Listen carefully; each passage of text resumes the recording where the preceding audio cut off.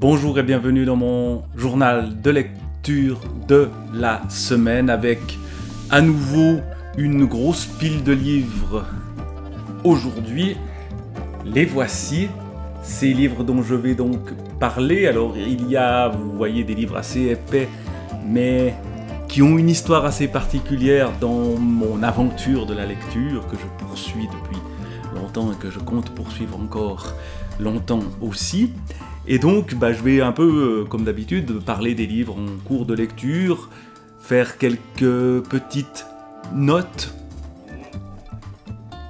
j'allais dire quelques petites notes quotidiennes ou presque, puisque c'est le titre d'un des livres dont je vais parler, dont j'aurais pu parler la semaine passée et que j'ai oublié, mais que j'avais déjà évoqué il y a 2 semaines, donc des fois je m'emmêle un peu les pinceaux. Je crois ne pas avoir oublié trop de livres dans les lectures de la semaine, à part bien sûr mes lectures suivies qui se poursuivent de Julien Gracq, de Stéphane Mallarmé, mais ça c'est l'objet d'autres vidéos. Et ici donc je vais parler de ces livres qui m'occupent plus ou moins de manière importante dans cette période. Alors commençons, puisqu'il m'a échappé la semaine passée, et c'est bien dommage.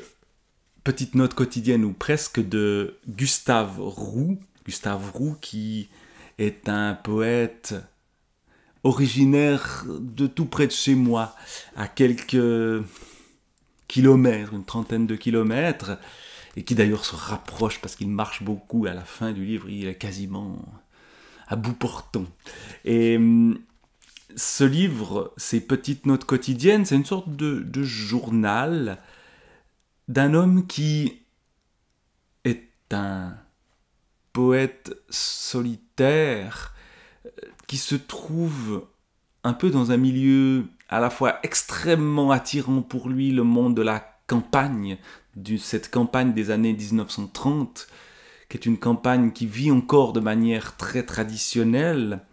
Et puis ce monde des artistes, des écrivains, qu'il côtoie de loin en loin. De temps en temps, il y a des repas en compagnie de peintres, d'écrivains, comme par exemple Charles Ferdinand Ramu et d'autres. Et il les raconte, mais c'est assez rare. Ce qui l'intéresse au quotidien, c'est plus des hommes très différents. Alors, des hommes qui sont des travailleurs de la terre, des ouvriers, des paysans surtout, qu'il photographie.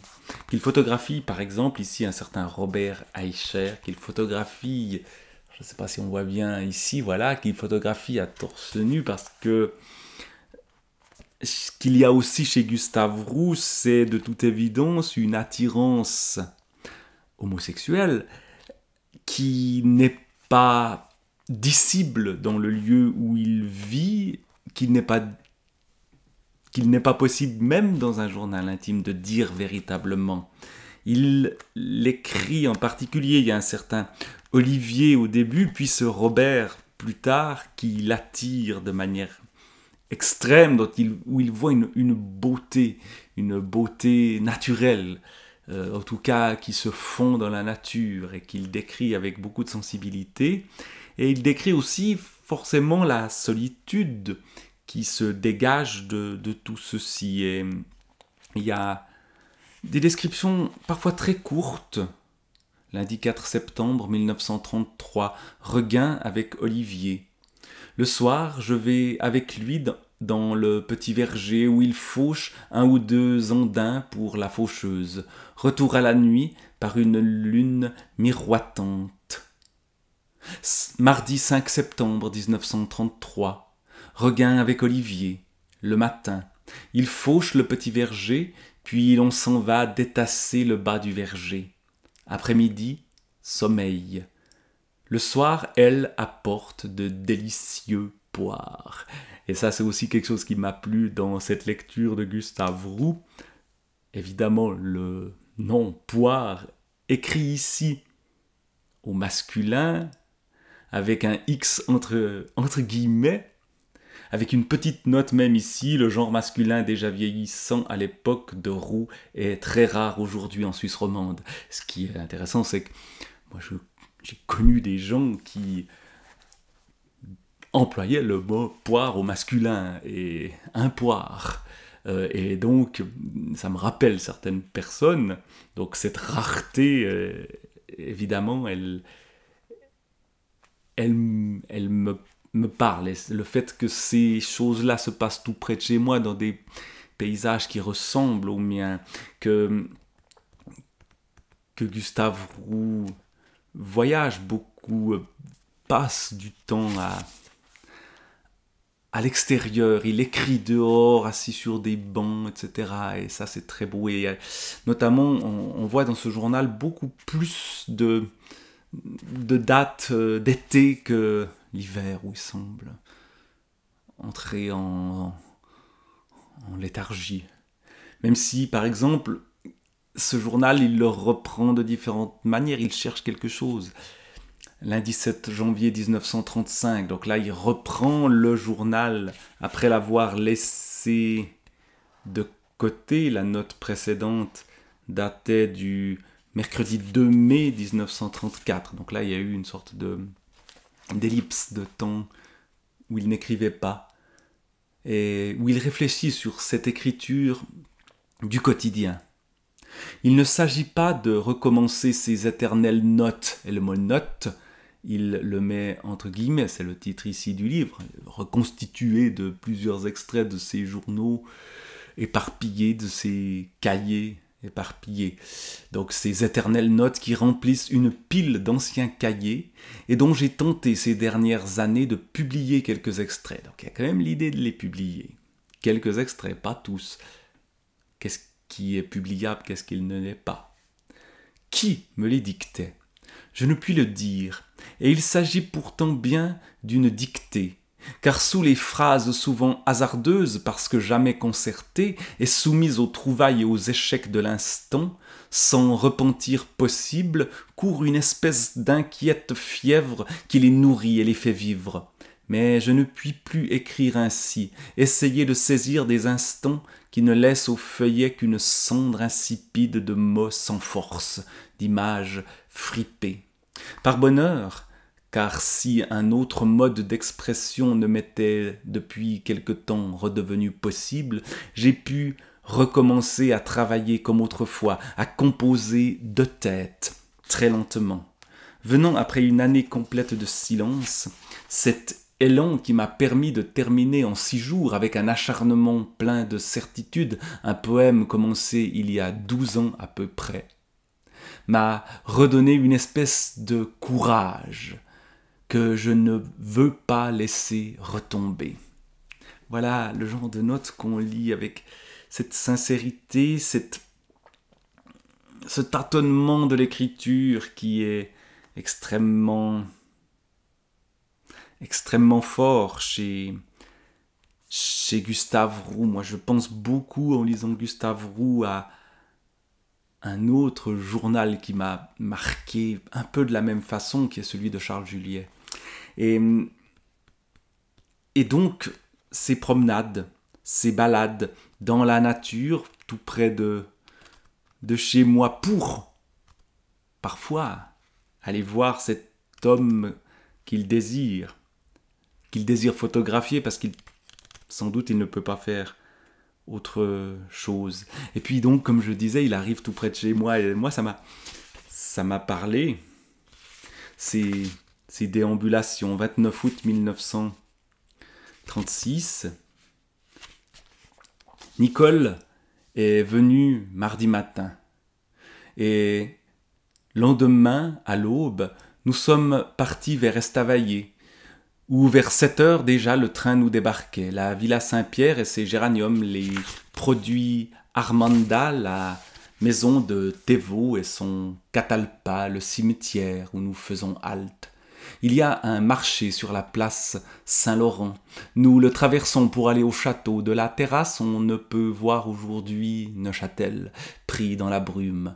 Le port est beau, si paisible avec la bise au large qui moutonne le lac et les peupliers de Chevroux, comme autrefois presque confondus là-bas avec le ciel. La Corbière, de beaux carrés d'Hélénie, d'Héliopsis, d'astères précoces. Otavo, Forel. Des avions nous assourdissent, faisant toujours le même circuit au-dessus de nos têtes près du lac. Tiens, ça c'était déjà là dans la région à l'époque. Ils mitraillent une cible cachée pour nous sur la grève. Chevroux, la belle route de peupliers et de trembles qui descend à la jetée. Le lac est si haut que l'eau par places ruisselle sur le ciment. Une halte à l'extrême de la pierre. Un bateau de pêcheurs traîne avec lui une immense ronde de mouettes affamées de poissons. Grand cours, puis Ressudan, les fresques. Les très belles fresques de l'église de Ressudan. Missy, où 2 fois nous allons frapper à des maisons fermées sans succès. Le village, les visages ne sont pas là puisque les gens n'ont pas répondu quand on a frappé chez eux. Le village est plus fleuri que jadis. Saint-Aubin, puis retour vers Don Didier et longue halte à Moudon. Hier, je repars vers la Broye, descendu à Trait, halte au bois de Boulet, puis monté à Corge. Sous mon rituel poirier, je m'assois.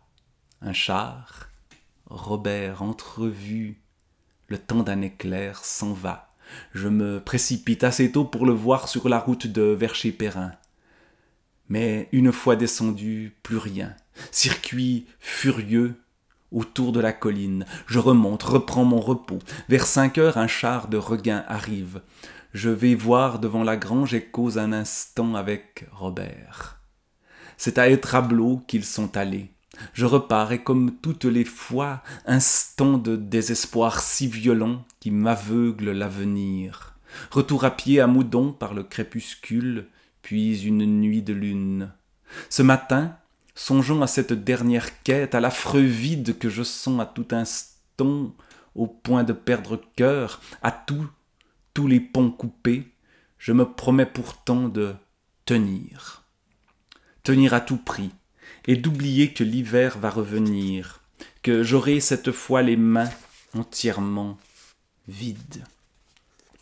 Voilà la très grande beauté de cette écriture, pourtant à l'état de note ici, mais c'est peut-être justement là qu'on trouve ce qu'il y a de plus sincère, de moins retravaillé. Puis il y a quelques photos qui viennent se rajouter. Gustave Roux, pendant ses balades, prenait des photographies. L'ancien moulin de Vullion. Et puis, ici, un autoportrait. Voilà, c'est un très très beau livre que ces petites notes quotidiennes, ou presque de Gustave Roux. Je reviendrai à cet auteur. Je m'en suis acheté un encore hier.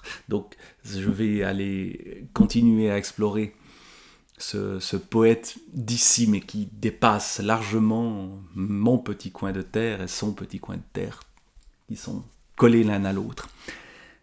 Alors pour continuer dans la poésie, j'ai lu et je me suis lancé dans ces grandes aventures de Pléiade à lire Gérard de Nerval. Gérard de Nerval, dont la poésie occupe finalement assez peu de place dans cette Pléiade et dans son œuvre, en quantité en tout cas. J'en avais déjà parlé la semaine passée où j'étais passé par ces fameuses chimères mystérieuses, et puis d'autres poésies, des poèmes qui, pour certains, nous renvoient de manière très directe à une esthétique romantique, qui est encore en partie celle de Gustave Roux. Gustave Roux traduit des poètes romantiques allemands, Novalis et d'autres, et donc il y a quelque chose qui peut le rapprocher d'un Gérard de Nerval. Et donc il y a cette poésie, souvent obscure, mais d'autres fois beaucoup plus simple, avec beaucoup d'allusions à des... On sent le grand lecteur qui est Gérard de Nerval, et on le sent aussi dans ce qui suit, et que j'ai lu un peu dans la suite. Il y a un texte qui s'appelle « Mémoire d'un Parisien », où il relate quelques éléments de ce qu'il appelle la vieille bohème, le cabaret de la mère Saguet. Jamais les gens de lettres ne furent plus graves qu'en ce temps-ci, soit qu'ils aient compris dans leur état une plus haute vocation que celle de plaire et de faire rire, soit qu'ils veuillent que leur conduite ne démente pas leurs écrits, soit qu'ils cachent mieux qu'autrefois leur vie privée. Toujours est-il que l'on n'entend plus parler de ces joyeux repas, de ces délicieuses orgies, que les auteurs célèbres des 2 derniers siècles ont immortalisé entre la poire, c'est la poire et non le poire ici, entre la poire et le fromage. Heureux âge dont les jours de folie occuperont la postérité. Oh, que nous revaudra le souper d'Auteuil et la nuit de Piron, chez le commissaire et la vraie chanson de table et les comédies au gros sel et le théâtre de la foire. Nous avons la grande élégie du 19e siècle, nous avons le drame, nous avons la comédie du gymnase. D'un côté, la mélancolie rêveuse de l'homme qui ne s'enivre jamais, de l'autre, la froide plaisanterie de bon ton de l'homme des cafés et des restaurants. Vive les cabarets, mordieu, vous verrez qu'on y reviendra. Et puis des remarques sur son séjour en prison aussi, qui sont assez intéressantes dans ces mémoires d'un Parisien. C'est quelques petits textes, une matinée de flâneur. Et puis ensuite, ce que j'ai aussi commencé à lire, c'est Petit château de Bohème, prose et poésie, ce mélange chez Nerval de la poésie et de la prose, des poésies qui viennent s'insérer dans des récits, où là encore il raconte des sortes de déambulations. Alors les déambulations de Gérard de Nerval ne sont pas dans le même cadre que celles de Gustave Roux, qui reste dans son Jorat et dans Mabrois, beaucoup, même s'il y a un séjour à Paris, puis il descend aussi à Lausanne voir ses amis, ou à Genève, etc. Mais là, on est dans ces régions parisiennes où ensuite on quittera la ville pour la campagne aussi. Mais voilà, il y a aussi des portraits. Il y a une ambiance d'un ton perdu pour nous de ce 19e siècle qu'il range, je trouve, de manière très, j'allais dire juste, je ne sais pas si c'est juste puisque je n'y étais pas, mais qui me parle en tout cas. De ses amis, Théophile Gautier et d'autres. Bref, je vais continuer à lire Gérard de Nerval, j'en reparlerai dans la suite, dans sa prose dorénavant et sa correspondance aussi qui arrivera dans la suite de cette pléiade. Donc, de Gérard de Nerval. Continuons notre parcours. Alors, parmi les choses qui m'occupaient déjà la semaine passée et puis que j'avance peu finalement, c'est cette bande dessinée La Terre Verte, où on se retrouve au Groenland à l'époque de la christianisation ou après la christianisation, mais une christianisation incomplète et qui se trouve quand même assez remise en cause par les gens qui vivent avec une grande violence qu'on peut voir notamment vis-à-vis des peuples autochtones et des animaux notamment, comme on peut le voir ici. Alors c'est un livre qui est découpé comme une pièce de théâtre en actes et en scènes, avec l'arrivée donc d'un évêque qui vient voir comment les gens en Islande, non pas en Islande, mais au Groenland, sont devenus ou pas chrétiens, et notamment normalement des moines, mais on découvre que les cultes de ces moines qui ont été trucidés sont pas forcément, si on regarde l'image ici, des cultes vraiment chrétiens, mais qu'il y a des croyances anciennes qui subsistent, et puis on entre dans ce monde du Groenland aujourd'hui, encore au cœur de l'actualité, qui risque de devenir encore plus avec les questions de réchauffement, etc. Bref, c'est un livre assez intéressant, j'en reparlerai parce que voilà, je n'avance pas dans cette lecture-là à cause des autres lectures. Alors notamment dans mes autres lectures, 2 livres dont je vais parler en même temps parce que je les ai les 2 commencés. Je vous avais déjà parlé de James Ellroy American Death Trip, qui est le deuxième volume d'une trilogie que je vous avais dit que, sans le savoir, j'avais commencé la lecture de ce deuxième volume de cette trilogie historico-policière et noire, en tout cas, qui commence, donc American Death Trip, par l'assassinat de Kennedy en novembre 1963. Et comme c'était le deuxième volume, il y avait un peu des choses qui m'échappaient. Alors entre-temps, je ne vais pas reparler de American Death Trip pour l'instant parce que je l'ai laissé un peu de côté. J'en ai pourtant déjà lu 200 pages, mais sur 900, donc il m'en reste encore pas mal, parce que j'ai commencé à lire le volume précédent que j'ai réussi à me procurer entre-temps, donc American Tabloid, qui, dans la même veine évidemment, et qui commence précisément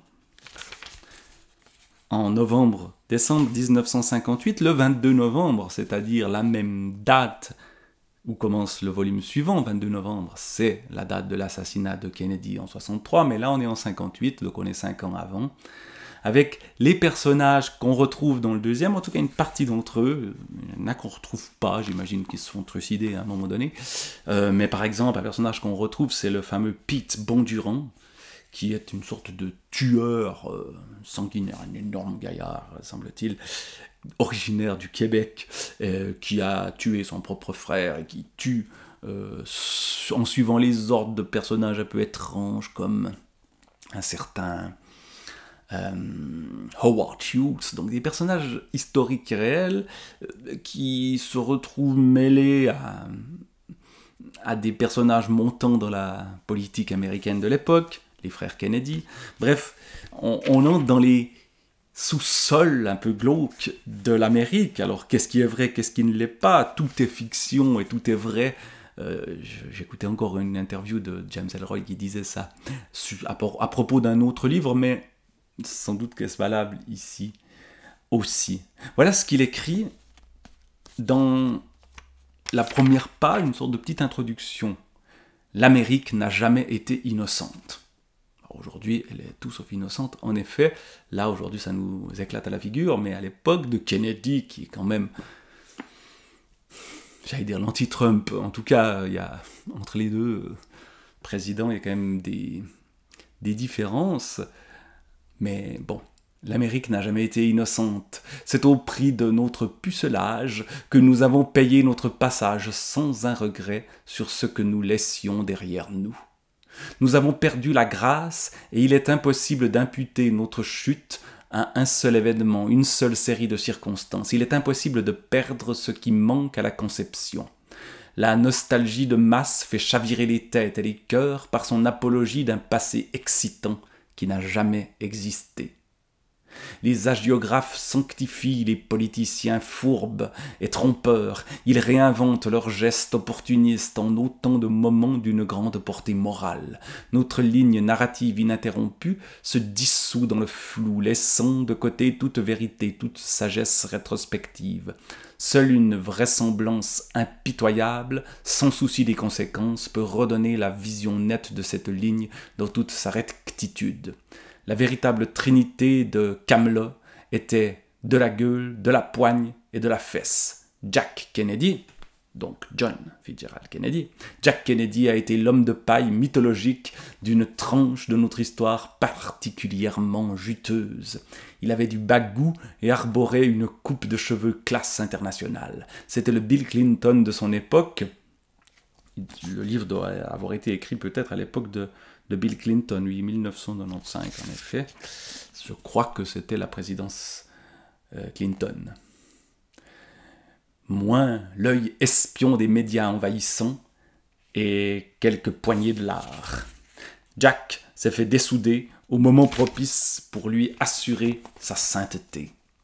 Les mensonges continuent à tourbillonner autour de sa flamme éternelle. L'heure est venue de déloger son urne funéraire de son piédestal et de jeter la lumière sur quelques hommes qui ont accompagné son ascension et facilité sa chute. Il y avait parmi eux des flics pourris, des artistes de l'extorsion et du chantage, des rois du mouchard téléphonique, des soldats de fortune, des amuseurs publics pédés. Une seule seconde de leurs existences eût-elle dévié de son cours, l'histoire de l'Amérique n'existerait pas telle que nous la connaissons aujourd'hui. L'heure est venue de démythifier toute une époque et de bâtir un nouveau mythe, depuis le ruisseau jusqu'aux étoiles. L'heure est venue d'ouvrir grand les bras à des hommes mauvais, et au prix qu'ils ont payé pour définir leur époque en secret. À eux. Et ça commence par une première partie qui s'appelle « Extorsion ». Et c'est cette partie-là que j'ai déjà lue de cette première partie. La deuxième, c'est collusion. Et on découvre un peu les magouilles du FBI, de John Edgar Hoover en particulier, mais aussi de ces gros bras comme Pete Bondurant, ou encore d'autres agents infiltrés qui sont plus ou moins libres. Il y a un comité qui est censé lutter contre la corruption, mené par Bobby Kennedy, le frère donc de Jack. Jack qui fait partie aussi du comité, mais avec d'autres qui ont un rôle un peu plus suspect. Le FBI, son mérite, donc on entre un peu dans les bas-fonds, avec aussi une grande violence. On tue des gens à tout bout de champ. Il y a un syndicat des camionneurs dont on nous parle beaucoup, qui est en fait lié à la pègre de Chicago et d'autres lieux. Bref, tout cela est assez sombre et nous amènera à ce que j'ai déjà lu dans la suite. Donc il y a des choses que je comprends mieux, notamment l'assassinat de Kennedy. On sait qu'il a eu lieu, donc je spoile pas grand-chose, mais voilà, donc je vais continuer à lire ces deux livres-là, pour raccrocher un peu les fils. Il y en a un troisième dans cette trilogie, donc ça aussi, je pense que j'essayerai de le trouver, ça je l'ai pas encore, mais j'ai déjà un peu de boulot à lire ces deux-là. Voilà. Mais tout n'est pas terminé. On était là dans les années 50-60 avec ces histoires-là.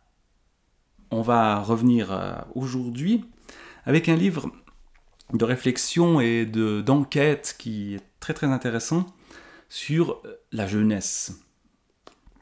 Il s'agit de Salomé Saké, « Sois jeune et tais-toi, réponse à ceux qui critiquent la jeunesse ». C'est un livre extrêmement intéressant autour de la jeunesse qui généralement est mal vue par les générations précédentes, par les aînés, qui considèrent que les jeunes d'aujourd'hui ne supportent plus rien, qu'ils sont égocentriques, qu'ils sont inutilement pessimistes, qu'ils ne font que de se plaindre, etc., et que, en gros, il faudrait qu'ils se sortent un peu les pouces pour agir, ils ne veulent plus travailler, etc. Enfin, on entend ce discours-là en permanence, et je lis ceci juste avant la rentrée scolaire, donc évidemment, il y a quelque chose qui, moi, m'intéresse, parce que je vais me retrouver à côtoyer des jeunes. Alors, le cas ici est le cas français, moi, c'est en Suisse, mais la différence n'est peut-être pas si grande que ça, même s'il y a toute une première partie assez intéressante, mais vraiment sur le cas français, autour des conditions de vie des jeunes, notamment les conditions économiques, des perspectives d'avenir dans le monde du travail, qui sont extrêmement compliqué pour beaucoup de jeunes, ceux qui ne naissent pas avec un patrimoine, ceux qui doivent se faire eux-mêmes. C'est très très difficile aujourd'hui de le faire. Le mirage de l'autonomie entre chômage, emploi précaire et pauvreté. Voilà par exemple le titre d'un chapitre qui montre bien que la situation est compliquée, que beaucoup de jeunes ont des difficultés financières, ne trouvent pas d'emploi, en tout cas pas d'emploi solide, et alors se réfugient dans Internet, ces rêves de jeunes qui veulent devenir influenceuses, influenceurs, youtubeurs, tiens. Bon, moi je suis plus si jeune que ça, je fais pas partie de la même génération que Salomé Saké, qui est quand même pas mal plus jeune que moi, mais puisque je suis censé faire partie de la génération X ou un truc dans le genre, je n'ai pas tout à fait compris ce que ça voulait dire, mais bon. Internet, piège et refus d'une génération.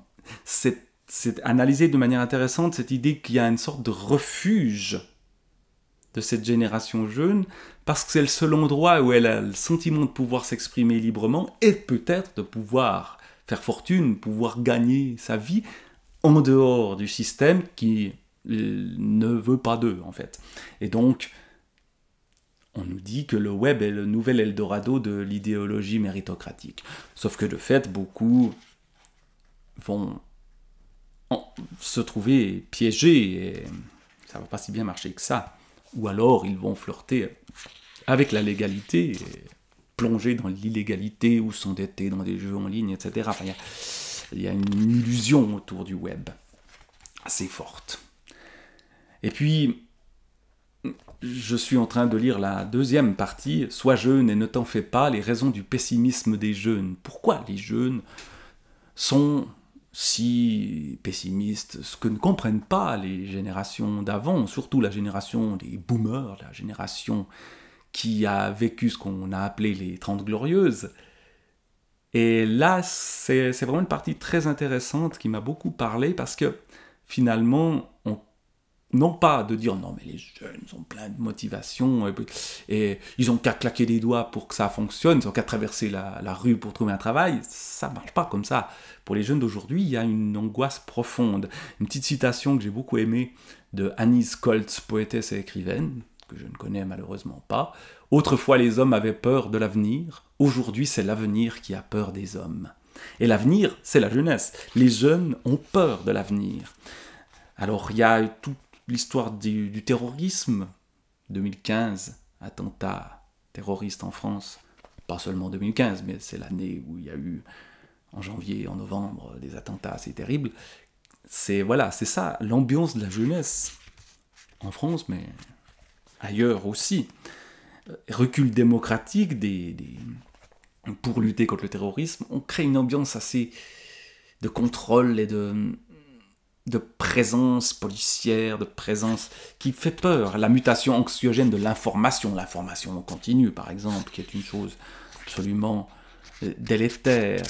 Les jeunes sont connectés, les jeunes savent ce qui se passe, ils le savent par des moyens qui sont peut-être pas les mêmes que ceux des gens plus âgés. Donc il y a l'information qui est source d'angoisse, l'info consommable en continu.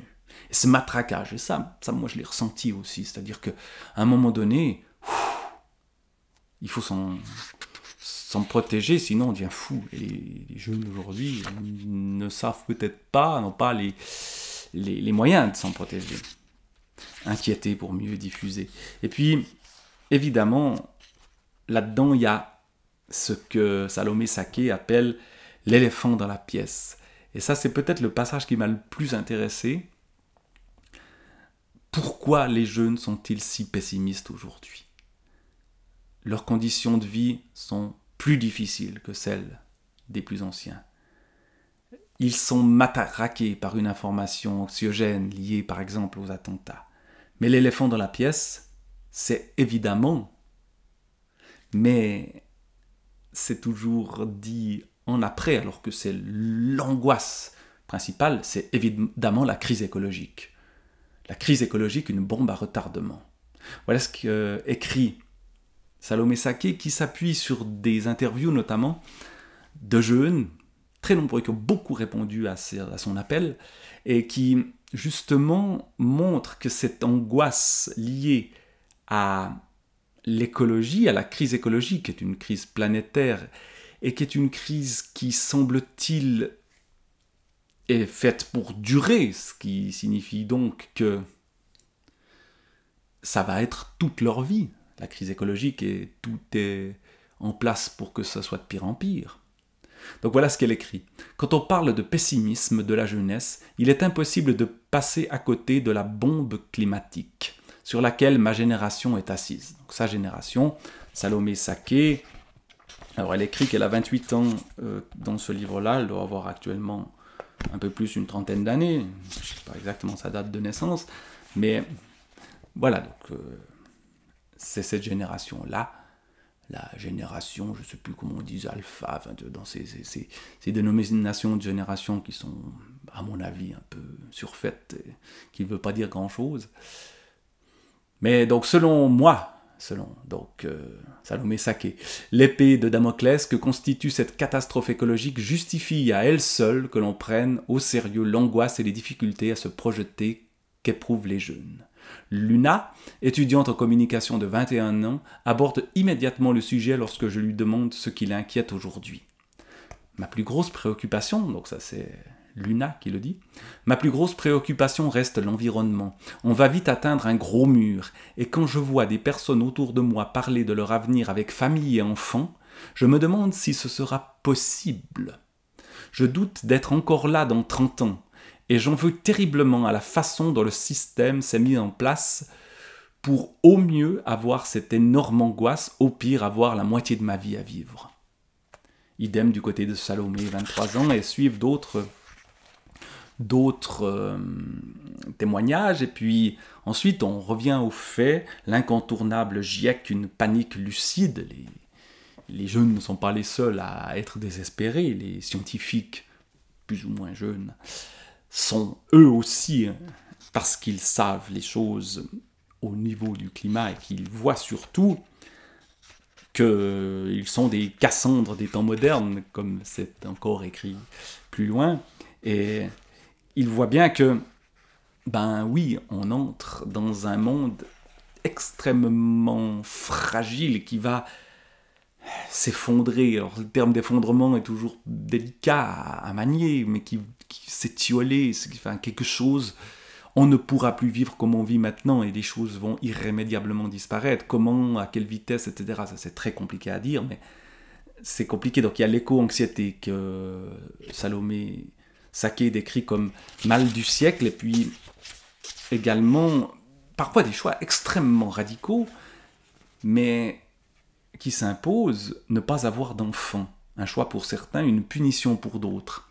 À l'heure où on parle de réarmer démographiquement la France, hein, c'est une phrase d'Emmanuel Macron, en gros, beaucoup de jeunes, avec la peur de cet avenir, et une peur rationnelle, une peur qui est basée sur les faits scientifiques, se disent, mais faire des enfants dans ce monde-là, pour ces enfants même, c'est irresponsable.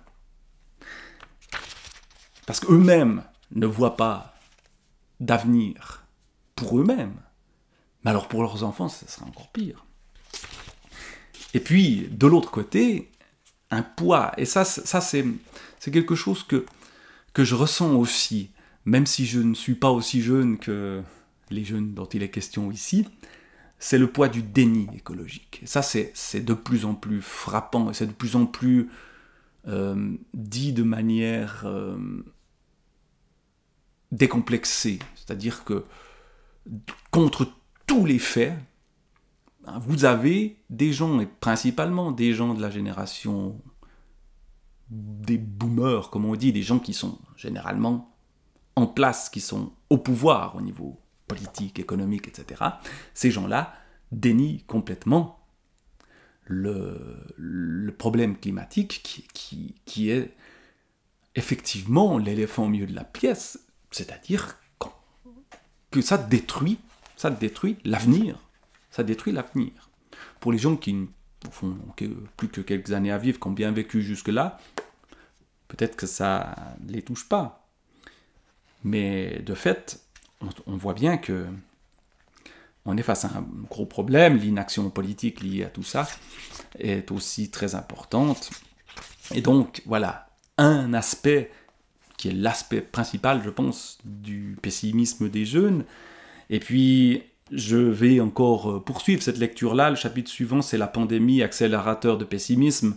Évidemment, cette pandémie de Covid arrivant au cœur de leur jeunesse, à un moment où on devrait profiter de la vie, a été très dur. Et la culture des jeunes, cette question de la culture, les jeunes ont-ils une culture? Bien sûr que oui, qui n'est peut-être pas la même que celle des jeunes. Qu'est-ce que c'est d'après